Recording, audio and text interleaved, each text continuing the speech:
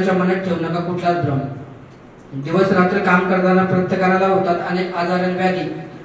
बातमी व्यतिरिक्त त्याला कोण केव्हा विचारणार कधी? कौटुंबिक आणि मानसिक स्वतः सर्व त्रास विसरून पत्रकार दिवसभर असतो फील्डवर। कौटुंबिक मानसिक स्वतःचा सर्व त्रास विसरून पत्रकार दिवसभर असतो फील्डवर। बायको नंतर त्याची बातमीच असते दुसरी लवर। बायको नंतर बातमीच त्याची दुसरी असते लवर। ऊन वारा बाधा पाऊस कधी असते पत्रकाराला विश्रांती। दिवसभरात एक बातमी मिळाली की त्याच्या मनाला मिळते शांती। तोकडं वेतन आणि तोकड्या मान धरणारे पत्रकार कामासाठी आयुष्यभर झटत असतो। सर्वांच्या पाठीशी शासन मात्र आपल्या पाठीशी कोण असा विचार करून पत्रकार नेहमी मनाने खचत असतो। मुख्यमंत्र्यांची लाडकी बहीण झाली भाऊ सुद्धा आता शासनाचा लाडका।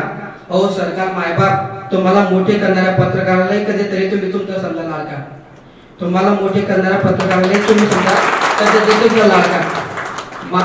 महाराष्ट्र राज्य पत्रकार संघटनेचे वसंत मुंडे यांच्या नेतृत्वात राज्यभर निघाली पत्रकार संवाद यात्रा।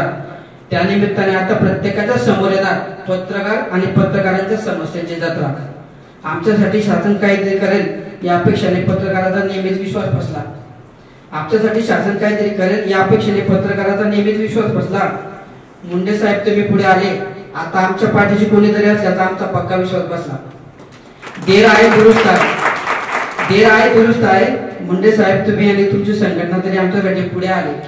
याआधी मात्र अनेक जण आश्वासने देऊन संघटनेच्या पदांच्या खुर्च्यावर जाऊन बसले। पत्रकाराचं जगणं म्हणजे रोजच मौत का कुवा। पत्रकाराचं जगणं म्हणजे रोजच मौत का कुवा। आमच्या मागण्या आणि आमचं म्हणणं समजून घ्या एकनाथ शिंदे साहेब तुम्ही तरी बुवा। मायबाप सरकार आमच्या मागण्या तुमच्यापर्यंत पोहोचल्या की त्या सोडवण्यासाठी मागे पुढे विचार करू नका कसला।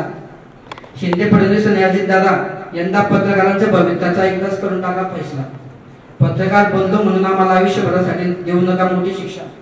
पत्रकार बनलो म्हणून आम्हाला आयुष्यभरासाठी देऊ नका मोठी शिक्षा। एकनाथ शिंदे साहेब तुमच्या मुख्यमंत्री पदाच्या कार्यकाळात आम्हालाही न्याय मिळेल हीच आम्हा सर्वांची अपेक्षा। आम्हालाही न्याय मिळेल हीच आम्हा सर्वांची अपेक्षा। एकच मिनिट घेतो। किशोर पाटील यांनी जी व्यथा मांडली ती प्रत्येकाच्या मनाला भावलेली आहे। प्रत्येकाच्या मनाला भावली ही व्यथा त्यांची एकट्याची नाही, ती इथं बसलेल्या प्रत्येकाची आहे। महाराष्ट्रात काम करणाऱ्या प्रत्येकाची आहे। फक्त किशोर पाटलांनी ती हिंमत केली आणि ती व्यक्त होऊन या ठिकाणी व्यक्त झाले म्हणून त्यांचं जोरदार टाळ्या वाजवून आपण स्वागत करू। मी एवढंच म्हणेन की या संवाद यात्रा इथं सफल झाली। किशोर पाटलांच्या भावना व्यक्त होणं हेच संवाद यात्रेचं उद्दिष्ट आहे।